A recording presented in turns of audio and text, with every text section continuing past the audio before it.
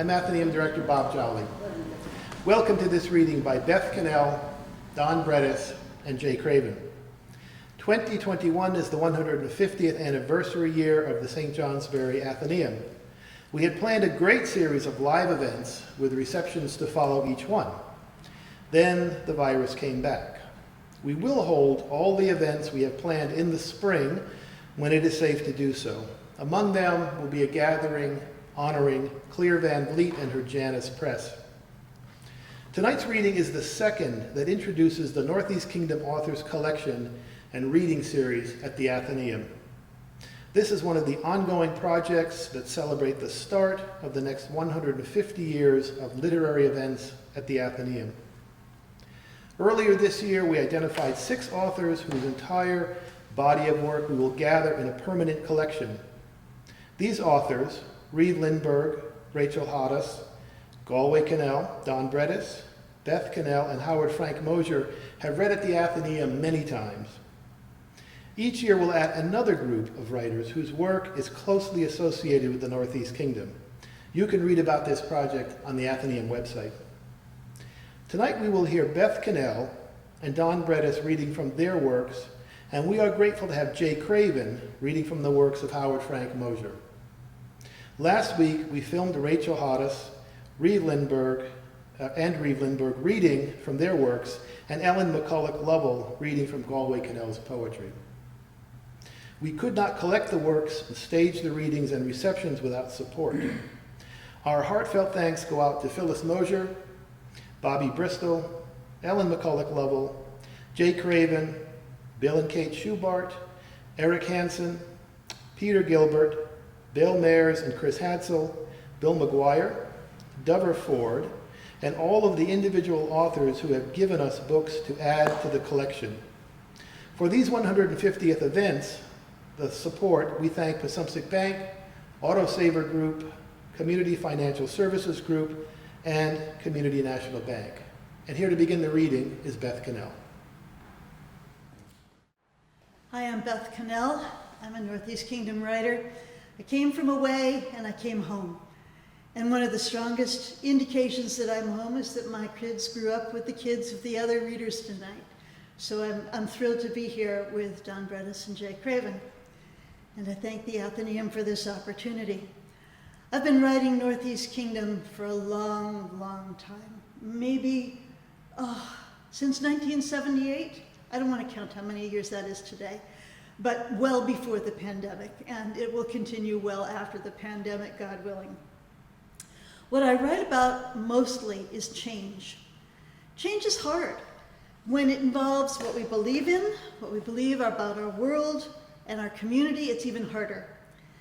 And I want people to see change and be able to hold it in their hands, look at it, decide whether they like it. So what better opportunity than to talk about times when the Northeast Kingdom was changing? And for me right now, that's the 1850s, the decade leading up to the Civil War.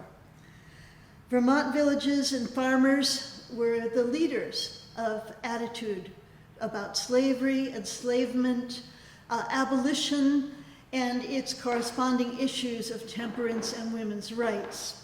It all seemed to come together at once, and it was terrifying in many ways for the people going through it. Even here in St. Johnsbury, the Fairbanks family, the philanthropists of the town, presented a vast array of attitudes toward what abolition should look like, how people should be released from enslavement. And I want people to get that. I want people to feel that story, but I want them to feel it by being in the story. So I write historical fiction. I'm currently writing what's called the Winds of Freedom series. This I'm reading from tonight is book 2 in the series, This Ardent Flame, and I'm writing book 3 even as we speak. In book 2, our protagonist from the first book, Alice Sanborn, is without best friends because in book 1, one of them died and one left. So she's really desperate, and that helps when a girl comes back to town having been away for 15 years. It's Caroline from across the road. Alice had never even known there was such a girl living there because Caroline was sent away when she was 7. She was deaf. She had become deaf in early childhood, and in Vermont in those days, you didn't have a chance to learn in a school. The skills weren't there for the teachers, and the teachers were the girls who'd grown up next door to you and just a couple of years older. So Caroline went to the American School for the Deaf in Hartford, Connecticut, and the expectation was that she would be there for 15 years, not coming home. So Caroline has had an experience of loneliness that far exceeds Alice's brief time of being lonely in the village of North Upton, Vermont, which is a thinly disguised version of North Danville. Caroline and Alice quickly work out how to communicate with each other, although it does take some work. And Alice's mother is very helpful in it. She's smart, she's savvy, she understands the issues of the day, and she understands what it is to feel other and to feel lonely. At this point that I'm going to read to you, Alice and Caroline have joined the family on an expedition to Boston. Now, you would think that that could be just for fun, to go and pick up special ribbons for their clothing, to tour the sights a little bit. In this case, it's not. They're going to help Alice's brothers, who are on their way back from the gold mines in California, and accompanying them are 2 black men. Men who've never been enslaved, men who are very smart, men who are assayers of copper and other metals. And they're coming to Vermont because the copper mines around Vershire and Thetford are being explored. There's big money possible for this state. And they need to be here. They're the best in the field. But the Fugitive Slave Act was passed just a couple years earlier in 1850. It's now 1852, and it's really unsafe for them to be in Boston. When they reach Vermont, things will be much better. But to get them safely from Boston to Vermont, Alice and her family have gone down, and they're going to be the distraction on the train. They're going to capture everyone's eyes. They're going to keep people from paying much attention to these 2 very serious and rather disturbed black men who are traveling at risk of their own lives and liberty. So, says Alice, Caroline and I, arm in arm, arrived at last at a wide stretch of snow-covered landscape in Boston, where a few fashionably attired pairs of women and some men on their own or in larger groups paced the neatly shoveled pathways. To my disappointment, although I could see spaces that might become flower beds sometime in the future, the open land felt unimproved, almost abandoned. Caroline and I expressed our bewilderment to each other. Even a Vermont green would be more decorative than this space. A signboard on the far end of the gardens announced meetings in the city. One tacked up notice in particular set me shivering. It began, "Caution, colored people of Boston, one and all," and it warned of kidnappers and slave catchers, adding, "Keep a sharp lookout for kidnappers and have top eye open." What a terrible threat. And this was the reason we'd come to Boston, to make sure my brother's friends, after so many miles traveled, would not fall prey to such a scheme. All the people we saw looked to be of English stock, well-dressed, with the men in long coats, some in breeches, others in long trousers, the women in wide skirts tiered in ruffles and supported by hoops beneath. In our country clothing, with only layers of petticoats to sustain our skirts, I felt that we looked like poor relations or even servants. Disappointed, we retraced our steps to the ladies' boarding house. The calls of birds overhead, which I imagined might be seagulls, drew me further along toward the station where we'd first arrived. Caroline did not object, though I noticed she pulled herself up to seem more formal, and I did likewise. We reached the station house where freight cars lined up waiting for a locomotive. Beyond it, I saw a mighty bridge across the river, and cautiously we approached. The river proved to be filled with ships, a few in motion, most of them moored in some way. And beyond them, I pointed and Caroline nodded enthusiastically. The sharp scent of salt, old fish, and tarred rope declared the body of water before us to be some part of the mighty ocean that our ancestors once crossed to become settlers. I laughed in delight. Shouts from a massive ship slowly gliding oceanward drew my attention, and Caroline's gaze followed mine. A smaller boat attached to the larger by a pair of ropes hung empty, and a man waving a cudgel climbed more ropes dangling down the side of the ship. "Halt! I have papers of arrest for that fugitive," he shouted. I gripped Caroline's arm, and she urged me to explain. I did my best, and we watched in horror as a tussle developed on the wooden deck of the ship. The man who climbed the side insisted his papers entitled him to take possession of a black-skinned man in sailor's attire, whose mates appeared to be shielding him. The interloper began to lay about with his cudgel, making his way toward the Negro, who backed up toward a roofed structure at the center of the deck. A whistle blew sharply several times from up in the masts of the ship. Anger surged in the crowd on the deck, and watching the crowd, we could see the emotion heat and focus. Again the whistle blew, and I sensed a pattern to it. The mob on the deck halted in place, and then, all at once, a pair of sailors lifted the invader and tossed him overboard. I screamed, despite my best intent, "He'll drown!" But in fact, he rose to the cluttered surface of the water and flung himself back into his small vessel.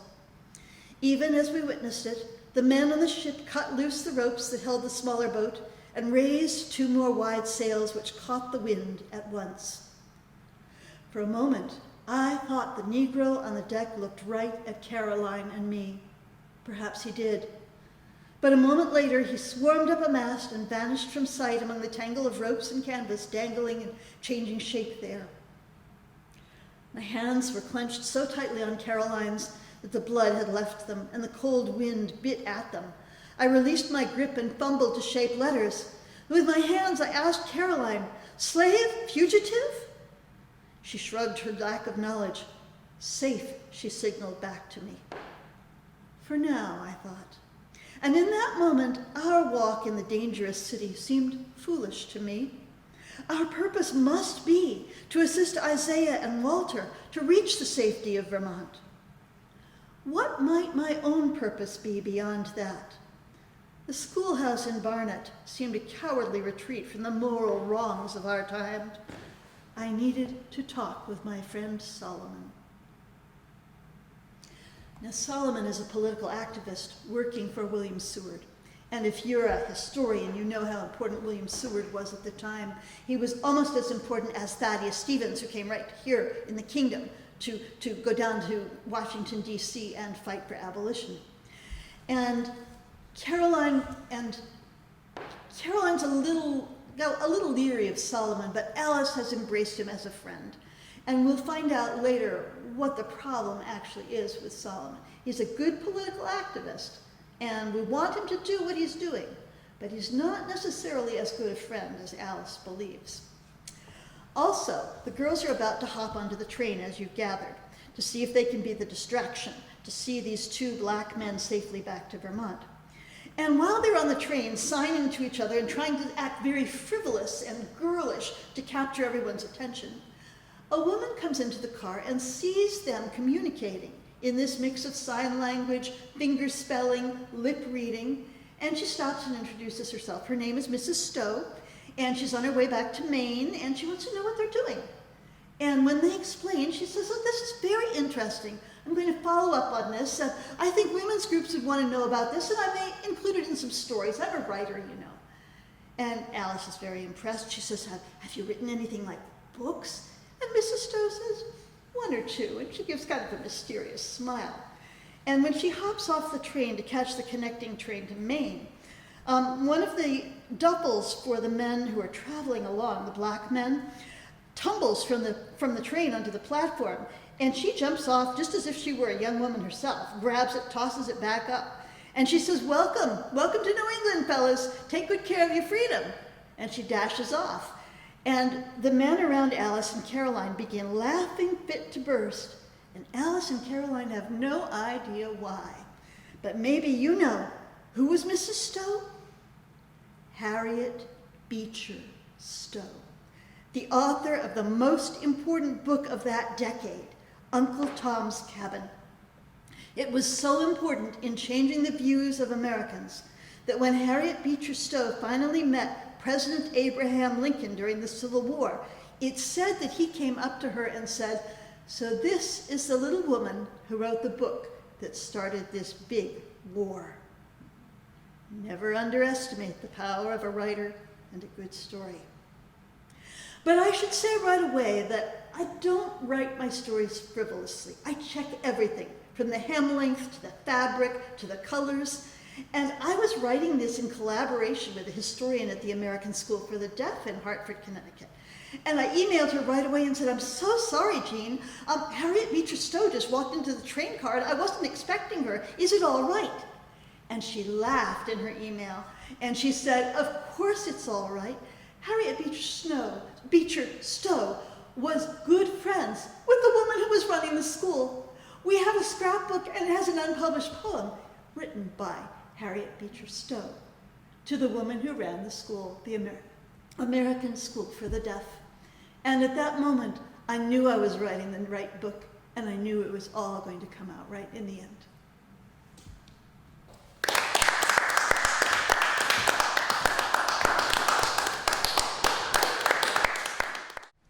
Hello, I'm Don Bredes.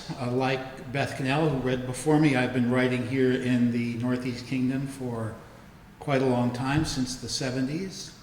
And I'm delighted to be taking part in the Athenaeum's recognition of Northeast Kingdom writers. I'm going to read from a novel called Cold Comfort, the first in a series of 3 novels, soon to be 4, that are literary suspense fiction, a kind of detective novel that I stumbled into writing almost by accident. I was playing tennis one day in 1984 here in St. Johnsbury with a friend who stopped our game about midway through to let me know he had just discovered the bodies of 2 friends of ours who'd been murdered in their chalet up in Jay, Roland and Miriam Hanel. That crime has still not been solved. I was stunned, and of course we sat down and talked about this for a little while, and as it happened, because of the way my friend discovered and reported the bodies, he soon found himself the prime suspect in these homicides. And his predicament in this situation is what led me to write the first novel in this series, a novel called Cold Comfort. The main character in the novel is a town constable whose name is Hector Bellavance. He had been a police detective in Boston who returns home after the death of his mother and after a couple of disappointments down in Boston that caused him to leave the police force. I'm going to read from the middle of the story. It's Hector's brother, Spud, who has the one who's discovered the bodies and who's found himself a suspect in these homicides. And Hector finds himself necessary, if needed, to help get his brother off the hook. First thing Monday morning, I telephoned the state medical examiner's office across the state in Burlington to ask when the results of the Morgenthau autopsies might be released. The examiner's assistant assured me the procedures were scheduled for that afternoon, and the examiner's report would be available to the appropriate authorities by early the next day. After that, I called Waterbury and asked someone in the crime lab whether they could estimate the stage of a pregnancy from blood chemistry. A specialist would return my call, I was told. None did. Later, after a few hours in the garden, I called down to Sullivan's store to get my mail when a van pulled in with the day's Eagle. Wilma Strong Parkhurst's big piece was the front page. I was heartened by that until the import of the headline registered. Police profile hints at local link in Tipton slayings. State police say more insight has been gained into the brutal murder of Otto and Gea Morgenthau, who were found dead of multiple gunshot wounds several days ago in their chalet in Tipton. Investigators now have reason to believe that the person who murdered the couple knew the victims and lives in the area. Lieutenant Brian Cahoon of the state's Bureau of Criminal Investigation in Waterbury said that a psychological profile of the killer had been developed with the help of a special agent from the Behavioral Science Unit of the Federal Bureau of Investigation in Quantico, Virginia. After a thorough analysis of the crime scene, Special Agent Foster Singleton and Lieutenant Cahoon have prepared a general description of the killer. According to the profile, the killer was friendly with the Morgenthaus, had been at the house previously, is about their age, lives nearby, and is well respected in the community.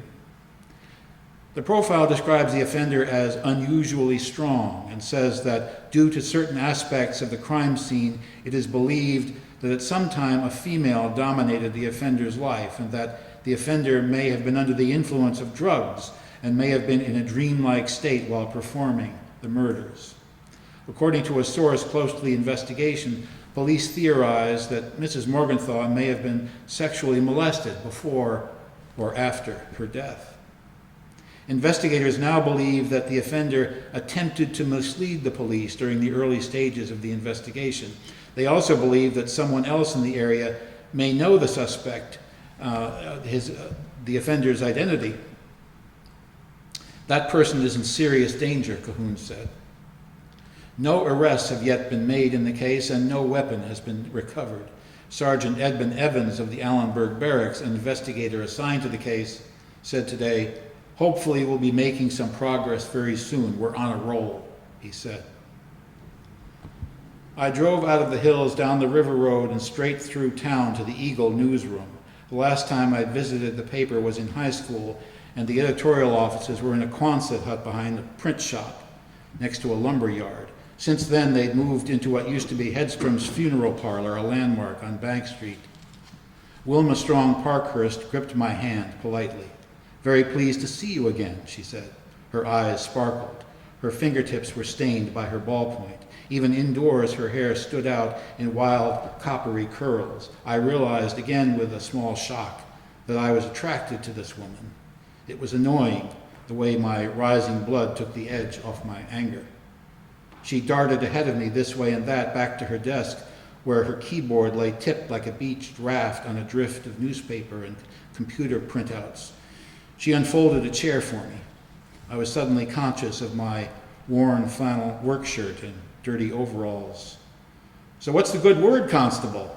She propped her sandaled feet up on her desk. Under the fluorescent lights, her bare legs shimmered with platinum hair. I looked into her open face. "The word is bogus." Her smile faded. "This would be in reference to what?"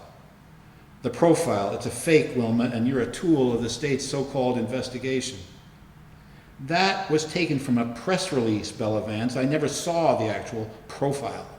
"Did you see the release, or did Evans call it in especially for you?" She sat up, withdrawing those legs from view. "Sorry, but I'm not grasping your problem. Evans fed you that profile over the phone, isn't that right?" She rolled her eyes. "Did you talk to Special Agent Singleton?" "What is this about?" "That profile was cooked." "How? What for?" She sat up, found a pen, opened a notebook. Any psychological analysis of a homicide scene takes weeks to produce, longer if the bureau's involved. This one was thrown together in about 12 hours. "Okay, why would they do that?" "To put pressure on an uncooperative suspect. Your brother, to be precise." "All right, do you know what makes him a suspect and what they have on him?" Occam's razor. "Who?" "Basic tenet of police science. The simplest solution to a problem is usually the correct solution." "So you're saying Evans is pushing a hunch. A half-assed cop hunch. That's exactly right." "Well, maybe you should be yelling at Evans. Cahoon's behind this one, I'll bet." "They couldn't have pulled it off without convincing a gullible reporter to write it up like hard news." Her blue eyes narrowed. "Hey, bud, when a federal agent comes all the way up here to assist the state police in developing a psychological sketch of a local killer, let me tell you, the news doesn't get any harder than that." "Okay, talk to Special Agent Singleton.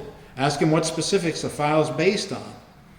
This garbage about a killer being on drugs in a dreamlike state at one time his life was dominated by a woman, that's crazy. What did they find at the scene that would lead them to deductions like that?" "They never released those particulars, as you well know." "This thing deserves a follow," I said, standing. "That's all I'm saying." "All right, you got it. Give me a couple of hours to see what more I can coax out of these guys, and then meet me at R&J's around 6 o'clock. Deal?" We shook. I left town and headed straight back up the river to Tipton and out Canada Ridge to the farm. It was almost 4. Spud was down in the barn. I could hear the milking machine from the dooryard. I pulled in under the maples and ran up the gravel path to the house.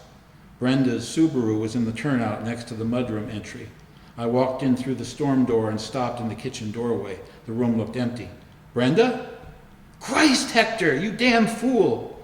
She was right there behind the door, frazzle-haired, shaking, holding a cast-iron skillet over her head. I could have knocked your brains in, Hector. Calm down, Brenda. She burst into tears. It's just, oh Lord, I'm so scared I can't stand it. I took the pan out of her hands and put it on the gas range. The room smelled of bacon. She leaned into me, sobbing. Whoever shot those people is a long way from here, Brenda. She wiped her eyes on a dish towel. Oh yeah? The FBI says different. Did you see today's paper? They're saying the killer knew them. He lives in the area. He was a respected member of the... All that's nothing but a tactic, Brenda. They're trying to get Spud to crack. I knew it. God, that's what you don't think he... No, I said flatly. No, not for a second. Then where are they getting this crap? Some detectives like to latch on to the most obvious solution and run with it as hard as they can. Well, that sounds awful damn dumb. Yeah, well, generally that's all it takes. You mean you don't think it was somebody around here that did it? She looked about half her age. I don't think it was anyone from around here, no, and I know it wasn't Spud. Somebody's setting him up because he's the easy answer. So who stuck that vibrator in with his tools? He says he doesn't know how it got there. Jesus, Hector, do you believe that? The cops don't. What am I supposed to think? He said he could have absent-mindedly picked it up while he was in their bedroom. Absent-mindedly? That's not what he told me. He told me somebody planted it there. Who, Spud? I asked him. The Tooth Fairy? He didn't kill those people, Brenda. You have to believe that. Do I? I don't know what to believe. That's the truth. He's telling everybody a different story. The baby had begun bawling upstairs. It's got me wondering, if the FBI wants him for murdering those two people, maybe I shouldn't even be staying here in this house. He needs you here, Bren, especially now. She slowly shook her head, chin trembling. Brenda, I took her arm as she tried to brush past me. Gaia was pregnant when she was killed. Did you know that? She froze, her face drained. The baby got louder. Get out of here, will you? Get out! She didn't know. I hated to pop her like that, but she was off the list. Spud was behind the barn on his old Massey Ferguson with a bucket, trying to get his pit emptied out before winter blew in and froze the manure pile. At the sight of me, he shut down his machine and hopped to the ground. Guess what I just saw, Heck? I was coming out the door there just into the daylight, and we got these 6, 7 half-grown kittens. Well, they're playing around on the tall grass by the diesel pump, and I come out, and damn if this hawk doesn't come diving out of nowhere and snatch off the black one like a hand grabbing an apple off a table. That cat must weigh half a pound, and this little hawk, he's flapping, whoop, whoop, trying to gain the hedgerow there, and he does, but just barely. He shook his head. Never seen that before. Might have been the same young redtail I saw stooping after goldfinches at my feeder yesterday, I said. Kittens are easy pickings. But he wasn't listening. So, what's with this investigation? You haven't any luck with getting these cops off my back? I guess you haven't seen today's paper. Guess not. Why? I briefed him, and then I tried to assure him that it was nothing. They were overreaching. It was just a ploy. But it would help your situation, I said, if I could come up with a compelling reason why these people got themselves killed. Otherwise, it could be quite a while before they loosen the screws, Spud. Right now, you know what? I don't care why they got killed, but I think it had to do with something in Florida, most likely. Like you said, they were hiding, only they didn't do a good enough job. Well, the state police aren't about to take that show to Florida. They can't afford to, for one thing. That's another reason Evans is fixed on you. Well, that's his problem, which makes it our problem. Listen, remember when Wayne Hrushka screwed up his foundation? You told me Otto was pretty upset over that. How did they resolve it, you know? The foundation, that wasn't nothing. He come back up that summer, and he did the backfilling, and he did the grading, and they trucked in. He interrupted himself. I just remembered something. That old antique railway safe. Railway safe? Otto found it up in Canada. Beautiful thing, about yay big. He described it with his hands. Painted curlicues on the sides, big dial on the door. Otto installed a safe in that A-frame. He sure did. It took a while. Damn thing sat on the floor of the hay barn for a whole winter. It's down in the basement. Wait, I remember what happened. Thing got hung up in transit. He bought it up in Ontario someplace, and there was a trucker strike or something. Wasn't until next summer when they finally got around to putting it in the ground. Who put it in? Rushka did, his crew. What did Otto want a safe for? Spud shrugged. Well, you consider they were spending half the year down in Florida. I guess it made sense to have some place for your silver, your art, whatever. You got to keep stuff secure while you're gone. Did the police ask you about it? He shook his head. I never even thought about it till just now. Who else knows about this safe? Anybody? Just Rushka, as far as I know. Not Lonnie? No, he wasn't working for me back then. You ever tell anybody else about it? Not that I recall, except Mom. Well, make sure you don't. Hear me? He nodded. I went home to change and check my machine for messages. There weren't any. R&J's, a truck stop near the North Allenburg exit off I-91, was jammed. I spotted Wilma's bright head of hair back in a corner booth. She was bent over her notebook, scribbling as a waitress cleared away the previous party's dishes. She glanced up as I slid in, hoisting her canvas carryall onto the table. Down one side of the bag in blurred felt tip was her telephone directory. You'll be glad to hear, she said into the bag as she searched for something, that I managed to reach Special Agent Singleton before he left town, and he assured me that the profile I referred to is 100% for real. All the deductions are statistically derived from observations they made at the scene, and the interpretations are based on the Bureau's extensive bank of crime data. He also assured me the profile is never aimed at a specific individual. That's the way they work. Great, what the hell else did he say? You really expect him to own up to a shabby tactic like that? Hey, big fella, you're the one who told me to talk to the guy, so I take it you're still maintaining the thing's a crock? I nodded. It's bullshit. But in some cases it gets the job done or they wouldn't go to all this trouble. She slapped the table. Terrific, that's my angle. Let me read you what I got so far. The waitress arrived. We ordered beers and seafood platters. Wilma pulled out a sheaf of paper with scribbling down the margins. Here goes. So far, investigators have named no suspects, but as a result of the psychological profile, they are now focusing their investigation on the Morgenthau's local acquaintances. One friend of the couple's in particular. Tipton Town Constable Hector Bellavance, a former detective with the Boston Police Department, today described such police strategy as boneheaded. Wonderful. Allenburg State Police Sergeant Edmund Evans would not comment on criticisms. This is a crime of passion, he said. We believe the killer was on intimate terms with one or both of the victims and that he was a loner and quite familiar with the area. Police are waiting results of the laboratory tests that could provide the basis for an arrest, Evans said. What tests? DNA, I believe, she looked up. The wife was pregnant. They haven't released that. Who told you that? She zipped her lips shut. You can't put that in your article. Not this article, anyway. Our beers arrived. She took a gulp. You'll be interested to know I acquired some background information on the psychological analysis. Like to hear it? I can't wait. First off, the killer belongs to a deviant personality type known as organized non-social. I like that. Lieutenant Cahoon faxed me this article on the subject from the FBI Law Enforcement Bulletin. It says it's about lust murderers. She fished out some more papers and smoothed them on the placemat.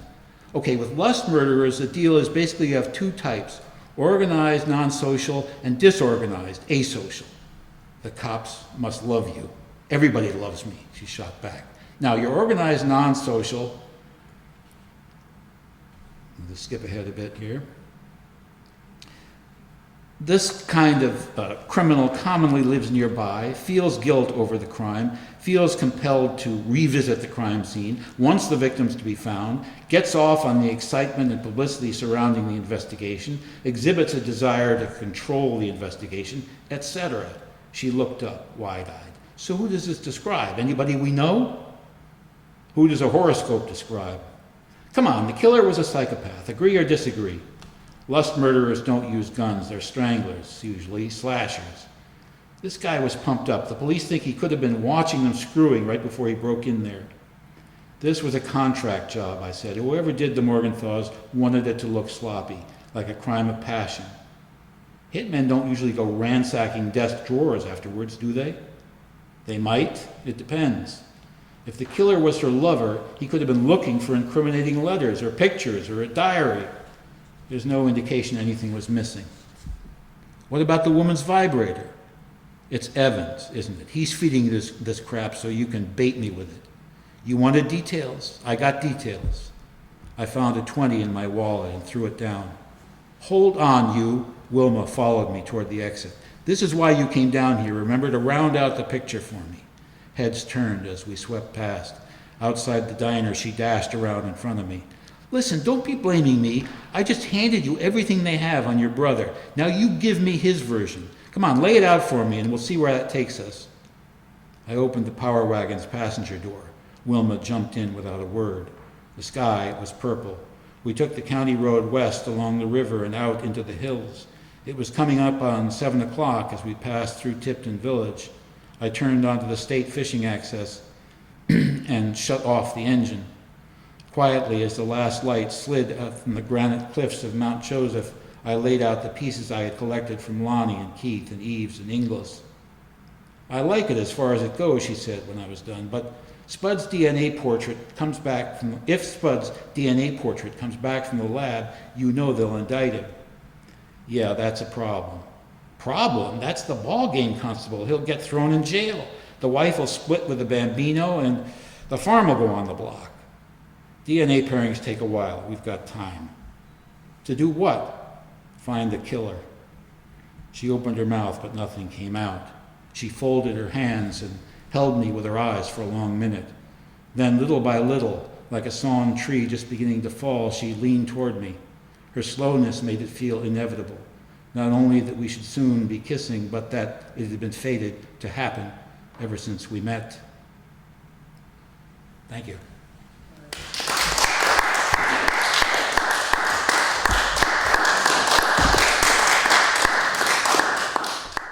Hi, I'm Jay Craven, and I'm a filmmaker. Also produce performing arts events in the Northeast Kingdom.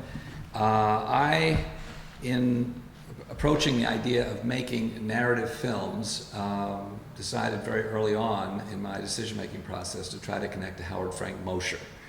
And my first interest was in his whiskey smuggling adventure Disappearances, which at that point, back in about 1986, was not available. And his agent suggested that I take a look at Where the Rivers Flow North, which I had read, and I agreed that it could make a fabulous film. And it was my first feature film. I worked with, among others, Don Bredes, who's here today, who collaborated on the screenplay for Where the Rivers Flow North. Also for A Stranger in the Kingdom, which was my second feature film.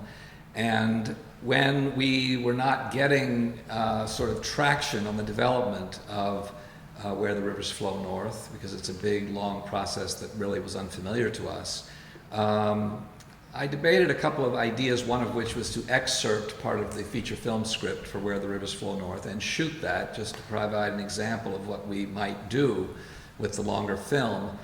But Howard mentioned at one point, how about one of my short stories? And I read through them very closely and sort of came down to two of them, one of which was Alabama Jones, a story about a young woman that arrives with the traveling county fair enterprise and becomes sick and connects with a local farm boy, and he sort of falls in love with her. A fabulous story that I've always liked very much. And High Water, which is the story about a young guy, a young man, probably late teens, growing up on a farm, whose big dream was to fix up an old stock car and take it across the border to Sherbrooke and to race it in a stock car race up there. And so that was the debate between Alabama Jones and High Water, and at one point I talked to Howard And he said, I think you should do high water. And I said, why is that? And he said, because it would be so much more difficult. And so this was a good introduction to me, because the story involved, first of all, an old stock car, which means finding somebody that's willing to have a pretty good older car that is willing to have it painted and souped up a bit, and also involved building a plank bridge and having the bridge essentially collapse and create a flood, and all of these different elements that made the project endlessly challenging but fascinating ultimately. So I'm going to share part of the story of high water, which as I got into it interested me really because in its short span of about 14 pages, so much has to come vividly to life, so many characters have to be detailed, action has to be described, and there's also language associated with the film. It's told really from the point of view of the young stock car driver's sister, who in the screenplay we named Caledonia, who really doesn't have a name in the story itself, but it's one of Howard's stories that relies on this point of view of essentially an observing character more than a protagonist, which was a challenge to sort of figure out how to integrate her, because her voice, her narrating voice was really quite compelling, and just lovely in terms of the way it builds her character and also contributes so much to the sense of place, time, and relationship there. So I'm going to read the story and take it from there. So high water. Whenever somebody told Pa that the plank bridge over our brook was weak, Pa would answer back that it had held up for 20 years, and that was proof enough for him that it weren't going out today or tomorrow. So last October 10th, when my brother Waterman and I started out onto it in the rain and the right front wheel dropped through a rotted board, we was totally unprepared. Waterman gunned the truck back and forth a few inches in hope of grinding the tire up onto the solid plank again, but we were in too deep. The bridge boards are wide cedar running crossways. There are some timbers underneath, but we had not happened to land on one. When we got out and went up to look in the hole, we seen that the board had give way just under the tire and still looked to be sound at both ends. If we could just get out of that hole, we would be all right. Waterman looked at it a long while, standing there in the rain in his jeans and t-shirt, wondering what to do. Then he looked up back of the truck at his '49 Chevy, chained and blocked there where Pa usually carries heifers or hay, and ready to race at last after being worked on all summer for the day that Waterman would turn 21 and be able to compete against the professional stock car drivers in Sherbrooke.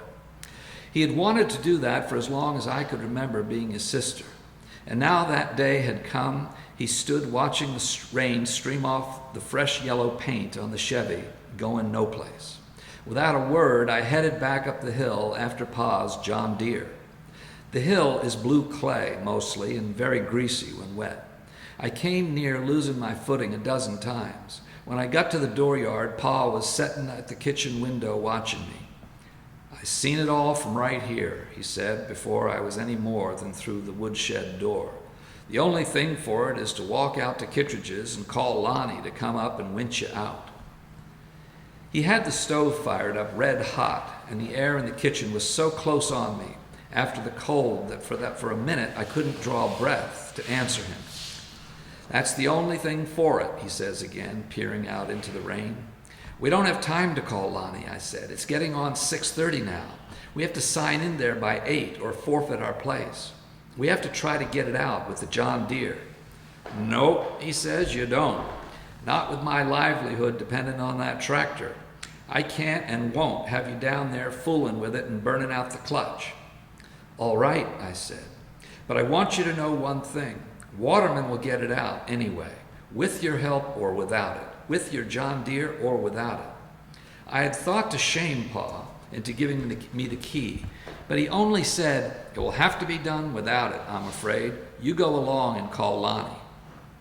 "All right," I said, "but don't you think for 1 minute that Waterman can't do it, tractor or no. I guess Waterman can do whatever he puts his mind to." "Yep," said Pa. "I guess he put his mind to driving through that bridge in the first place, just so he might have a go at destroying my tractor too, in getting it out. Well, I regret that I must deprive him of the chance. Why is it that he is the only one around this place that breaks machines?" "Maybe because he's the only one that uses them," I said on my way out of the woodshed. The last thing I heard Pa say was, "The trouble with Waterman is he don't think." It is a one-lane bridge, not greatly longer than the truck itself. Below it runs a brook that the alders cover like a roof, leaning out toward each other from both banks and locking branches all the way up and downstream as far as you can see. Upstream 100 yards and around the bend, there is a beaver dam with a bog backed up behind it. Downstream, where it branches around Pa's pasture, there is a clearing slashed through the alders so the heifers can get in to drink and cool off. In July and August, it dries up so you cannot hear it running even when you stand on the bridge. But now in the fall of the year, it was high and rising. Well before I had reached the bridge, I could hear it tearing along, loud and full as April. When I come out onto the bridge again, Waterman had the jack out and was jacking up the front end of the truck as near the trapped wheel as he could get. I seen what he intended right off. He wanted to raise the tire clear of the hole and then slide another plank in under it across the bridge boards. That would have worked perfect. Only just when the wheel was nearly high enough, the whole rig, truck and jack and all, slid off and forward a little. Slid left and forward a little. "Watch yourself," I shouted. I believed for certain that the jack would kick out and slice Waterman clean in two. But it just balanced there with 3 corners off the bridge and 1 corner dug about an inch down into the wood. Waterman stepped out around it, careful, like he was walking barefoot through broken glass. I run back off the bridge while he climbed up onto the cab. He started up the engine and turned his head to check in the outside mirror that I was clear and far enough back. Then he shifted into reverse and backed down fast off the jack the way I'd seen him do before to get out of a mud hole.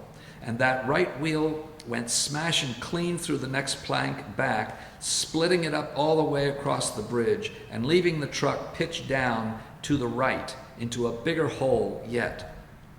Waterman got out of the truck and went up front and picked up the jack and brought it back by the Chevy. "Do you want me to make another try for the John Deere?" I said. He shook his head and pointed behind me, back up the hill.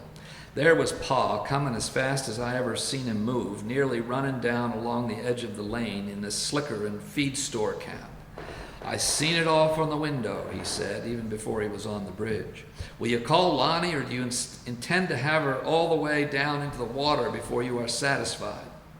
I seen all your maneuvering from the window." He was still wearing his kitchen slippers. He was so eager to be present at our misfortune. Waterman never looked once at Pa. He climbed up over the rear wheel of that truck and unchained the tailgate and let it drop with a bang. He was sliding out one of the 2 big ramp planks he used for getting the Chevy in and out of the truck when Pa stepped up. "What are you doing now?" Pa shouted, pushing back on the plank toward Waterman. "Getting my machine out of this death trap," Waterman says, pushing Pa along on the end of the plank. "Get out of the way." Pa looked helpless at him and stepped back. No doubt he thought that if the truck fell through, then the Chevy should go accordingly. Waterman slid out the second plank. The bridge boards was as slippery as though they'd been oiled, but the ramp planks extended just beyond them into the gravel washed down off the hill. Waterman unblocked the wheels, squeezed into the Chevy, and backed down fast off the truck and off the bridge with a roar. "Now what's he going to do?" Pa says. "How does he propose to get across this bridge with a 1-ton farm truck on it is all I want to know. Waterman run past us, up to the front of the truck and looked at the hole. I went up and stood by him. The water rushing along under the bridge seemed closer to the tire now. Pa come up and we all looked in the hole. I never disbelieved in Waterman for a second. All the while he was staring into that hole, I knew that his mind was going fast as that brook water below. I knew he would think of something all right. So I wasn't surprised when he was moving again, heading fast around behind the truck and coming up back fast with the ramp plank. With never a pause, he wedged one end into the hole under the tire. It just fit, angling up in line with the truck and maybe 4 feet above the ground at the other end, where it jutted off the bridge. Waterman went out to the end of the plank and placed his hands on either side and bent his knees and arched his back like he intended to lever that wheel right out of the hole. He pulled down on the plank and it flexed a little, but not much, being an inch through and broad as a stock car tire and a good 10 feet long. Pa run up to him. "What are you about? Do you want to throw out your back and put me in the poorhouse with hospital bills?" Waterman ignored him. "Get in the truck," he says to me. "Start her, bring her forward easy when I give the word. If you jerk her, I'm in trouble." "Don't worry," I said. "I guess a girl that has got but one brother ain't about to cripple him." I stepped onto the running board and opened the cab door. "Here now," Pa says. I think he was beginning to fear that we might get her out after all. I got in and shut the door and rolled down the window so I could hear Waterman. "Step aside," Waterman shouted at Pa. Pa run up near Waterman and put a hand on the plank like it was glass and would shatter. I started her up and turned on the wipers. Though he is little, Waterman is as strong as any man in Kingdom County. Now he bowed over the board as far as he could. "Take her out," he shouted. I threw the truck in first and began letting out the clutch slow. I felt the back wheels grab and I seen the knots in Waterman's shoulders stand out straining under his soaked t-shirt. His feet were spread wide apart and he was bent over, pulling down on the end of that plank, strong as a steel spring, his fingers fastened onto the wood like metal brads. The plank began to bend as the tire inched up her. Then it began to vibrate, and Pa snatched away his hand and jumped back like it had electricity running through it. Waterman's arms were quivering like high-tension wires in the wind, and his whole body was quivering as the tire crept up and the truck moved forward, and I knew that if I give in to the impulse to gun her, Waterman would lose his grip and that bent plank would spring straight and fling him over the truck and maybe fly into his chin and tear off his head. I let out the clutch, easy as drawing a foot out of quicksand. The plank tipped down toward the bridge slow, and we was out. Waterman let loose and jumped back out of the way like I had seen him do when he was little and trying to open a beaver trap of Pa's that was too much for him. And the board slammed down flat, and I drove on across, taking care not to drop the rear wheel into the hole. By the time I was out of the cab, Waterman had the ramp plank set up against the truck again and was heading toward the Chevy. The planks was slick now with mud and rain, but he come roaring out across the bridge and up into the truck fast and sure. I thought he was going to slam straight on through the cab and out the other side, but he stopped an inch short of it, sudden as though he had been snubbed by a chain. I never seen a man so disappointed as Pa. All the while Waterman was pulling the planks into the truck and blocking the wheels and chaining up the tailgate, Pa just stood off to one side, shaking his head. Every few seconds he would open his mouth as if to say something and then close it again. He never spoke a word until Waterman jumped down from the back and headed for the cab. Then Pa says, "He ain't continuing, is he?" "Certainly he is," I said. "Come on if you're coming." Pa gave the truck a questioning look, like it could answer something that perplexed him. Then, like a cat who doesn't really want to go into a dark hole, but goes in anyway because he can't stand not to know what's in there, Pa followed around behind me and got into the cab. Behind us, in the dusking evening, the brook was ripping along loud as ever I heard it.